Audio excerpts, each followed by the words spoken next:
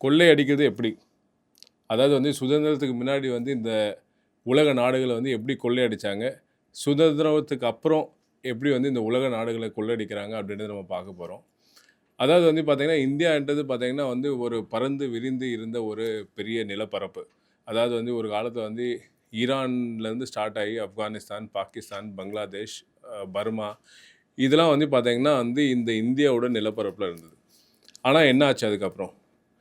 இந்த ஆங்கிலேயர்கள் வந்து நம்மள ஆண்டுட்டு இருக்கும்போது, இந்த காலனிஸ் இருக்கும்போது, அவங்க வந்து நிலப்பரப்ப வந்து ஒவ்வொன்னா பிரிக்க ஆரம்பிச்சாங்க. எதன் அடிப்படையில பிரிக்க ஆரம்பிச்சாங்க அப்படின்னு கேட்டீங்கன்னா, ஆப்கானிஸ்தான் வந்து ஒரு இஸ்லாம் கண்ட்ரி அப்படின்னு சொல்லிட்டு பிரிச்சாங்க. எதுக்காக பிரிச்சாங்க அப்படின்னா வந்து, அது நான் அப்புறமா சொல்றேன். ஆப்கானிஸ்தான பிரிச்சாங்க. அதுக்கப்புறம் பார்த்தீங்கன்னா வந்து, பர்மா வந்து பௌத்த மதம் பின்பற்ற கண்ட்ரி அப்படின்னு சொல்லிட்டு அந்த நாட வந்து பார்த்தீங்கன்னா, நம்ம இந்தியாவிலேருந்து பிரிச்சாங்க. அதுக்கப்புறம் கடைசியா வந்து அவங்க வந்து நமக்கு சுதந்திரம் வந்து 1947ல குடுக்கும்போது, இந்தியா, பாகிஸ்தான் அப்படின்னு பிரிச்சாங்க. பட் பாகிஸ்தான் பிரிக்கிறதுக்கு முன்னாடியே பார்த்தீங்கன்னா, அவங்க வந்து வங்காள அ மாநிலம் இருக்கு இல்லையா? அத வந்து 2ஆ பிரிச்சிருந்தாங்க. அங்க வந்து பார்த்தீங்கன்னா வந்து வங்காள மொழி பேசுற மக்கள் வந்து, ஒரு பகுதியில வந்து முஸ்லீம் வங்காள பேசுற மக்கள், இன்னொரு பகுதியில வந்து பார்த்தீங்கன்னா, ஹிந்து வங்காள மொழி பேசுற மக்கள். அப்போ வந்து மேற்கு வங்காளம், கிழக்கு வங்காளம் அப்படின்னு பிரிச்சாங்க.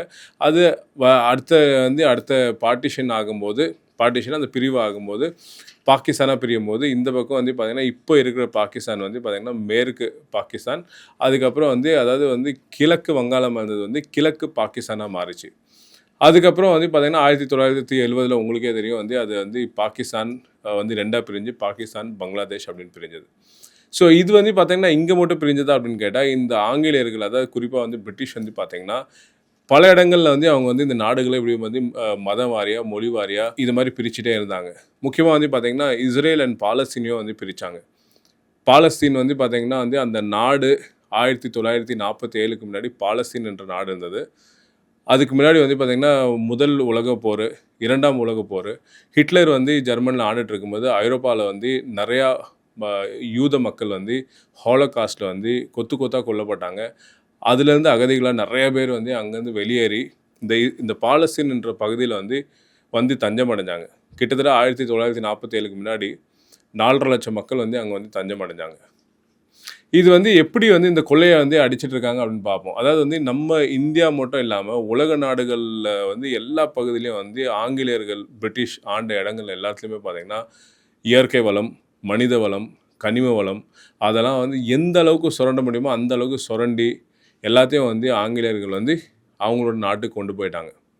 அப்ப இவங்க ஏன் பிரிச்சாங்க அப்படின்னு கேட்டீங்கன்னா, அவங்க பிரிக்காம நமக்கு வந்து சுதந்திரம் குடுத்துட்டு போயிட்டா, நம்ம மக்கள் வந்து சுதந்திரம் அடைஞ்சதுக்கப்புறம், குடியரசு ஆனதுக்கப்புறம் அவங்கள்ட்ட வந்து நம்மள்ட்டருந்து சுரண்டுன வளங்கள வந்து மறுபடியும் கேட்போன்றதுக்காக, நமக்குள்ளேயே வந்து ஒரு பிரிவினைய உருவாக்கி, நம்மளே வந்து சண்டை போட்டுக்கணும் அப்படின்னு சொல்லிட்டு, இத பிரிச்சு விட்டு போயிட்டாங்க. இதுக்கப்புறம் வந்து சுதந்திரத்துக்கு முன்னாடி வந்து ஆங்கிலேயர் அதாவது பிரிட்டிஷ் நான் சொன்னேன் இல்லையா? அவங்க வந்து நம்மள பிரிச்சு விட்டுட்டு கொள்ளையடிச்சுட்டு போயிட்டாங்க.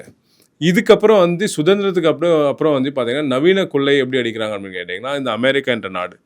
அதாவது வந்து பாகிஸ்தான் அண்ட் இந்தியாவை வந்து பிரிட்டிஷ் பிரிச்சது. அமெரிக்கா வந்து பாகிஸ்தான் உள்ள வந்து ISIS அப்படின்னு சொல்லிட்டு ஒரு கிளர்ச்சியாளர் தீவிரவாத ஆர்கனைசேஷனை உருவாக்குறாங்க. அதுக்கப்புறம் வந்து பார்த்தீங்கன்னா, முஜாஹிதீன் உருவாக்குறாங்க.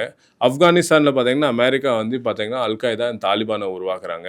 இப்போ சமீபத்தில பார்த்தீங்கன்னா, ஹசீனா வந்து இதில நம்ம பங்களாதேஷில் வந்து ஆண்டுட்டு இருந்த அதிபர் அவங்கள வந்து அந்த கவர்மெண்ட்டை கவுத்துட்டு, அங்கே வந்து யூனுஸோட கவர்மெண்ட்டை ஆட்சியை கொண்டு வந்தாங்க. நேபாளத்தில வந்து பார்த்தீங்கன்னா, ஒரு புரட்சிய உருவாக்கி, அங்க வந்து ஏற்கனவே ஷர்மா ஒலி வந்து பிரைம் மினிஸ்டரா இருந்தாரு. அவர மாத்தி பலேந்திர ஷாவ கொண்டு வந்தாங்க. இப்போ இது வந்து எப்படி நவீன ம புது நவீன உலகத்துக்குள்ள எப்படி பண்றாங்கன்னா, ஒரு பெரிய நாடு இருக்குன்னா, அந்த பெரிய நாடு பக்கத்தில ஒரு சின்ன நாடு இருக்குன்னா, அந்த நாட்ல வந்து தீவிரவாத இயக்கத்த உருவாக்கி, அவங்களுக்கு வந்து ஆயுதங்கள வந்து சப்ளை பண்ணி, அவங்களுக்கு வந்து இந்த பெரிய நாடால வந்து அச்சுறுத்தல் இருக்குன்னு சொல்லிட்டு, அவங்கள வந்து அந்த பெரிய நாடு மேல வந்து தாக்குதல் பண்ண வச்சு, அத தாக்குதல் பண்ண வச்சு அவங்களுக்கு வந்து தொடர்ந்து தொல்லை குடுத்து, அந்த பெரிய நாட வந்து அமெரிக்காட்டருந்து அணு ஆயுதங்கள வந்து கண்டிப்பா வாங்கியே ஆகணும் அப்படின்ற ஒரு சூழல உருவாக்கி, அதுக்கப்புறம் வந்து பார்த்தீங்கன்னா, அவங்கள்ட்ட வர்த்தகத்த பண்ணிக்கணும் அப்படின்னு சொல்லிட்டு மிரட்டுறது. அப்படி வந்து நம்ம வாங்க மறுத்தால், அந்த தீவிரவாத நாடுகள வச்சு இவங்க வந்து மறுபடியும் தாக்குதல் பண்ணுவாங்க. இப்போ நம்ம இந்த கொள்ளை அடிக்கிறது வந்து பார்த்தீங்கன்னா, இந்த இந்தியா மட்டும் இல்ல, எல்லா நாடுகள்லயுமே கொள்ளை அடிச்சிருக்காங்க. நீங்க இப்போ சமீபத்தில பார்த்தீங்கன்னா, வெனிசுலால வந்து அங்க பிரசிடென்ட் நிக்கோலஸ் மதுரோ அப்படின்னு சொல்லிட்டு, அங்க இருக்கிற கச்சா எண்ணெய் வளத்த வந்து இவங்க வந்து கண்ட்ரோல் பண்ணணுன்றதுக்காக, அங்கருந்து அவர அரெஸ்ட் பண்ணி அமெரிக்கா கொண்டு போனாங்க. அதுக்கப்புறம் டெல்சி அப்படின்னு சொல்லிட்டு ஒருத்தவங்க வந்து அதிபராகி, அவங்களுக்கு சாதகமா இருக்காங்க. இப்போ அதே மாதிரி வளைகுடா பகுதிகளில் இருக்கிற சவுதி அரேபியா இருக்கட்டும், இல்லை வந்து கத்தாரா இருக்கட்டும், துபாயா இருக்கட்டும், யுனைடெட் அரபு எமிரேட்ஸ், இது எல்லா இடத்துலையுமே பார்த்தீங்கன்னா கச்சா எண்ணெயை வந்து கண்ட்ரோல் பண்ணுறது அமெரிக்கா.